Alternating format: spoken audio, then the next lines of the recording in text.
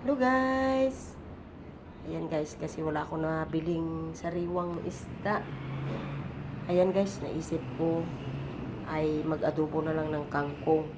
Kasi parang na-miss na din namin yung kangkong na adobo. At gusto din ng aming iya mag-adobo daw ng kangkong.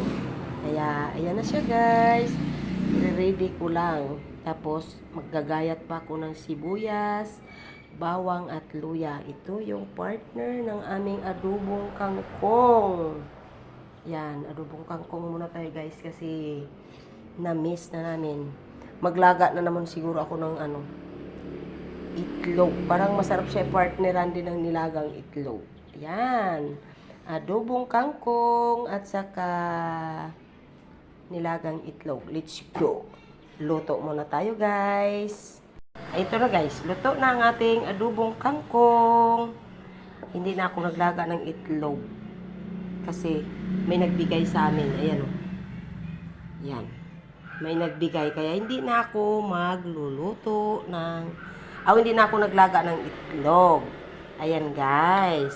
Yummy yummy ang ating adobong kangkong. Kaya halina kayo.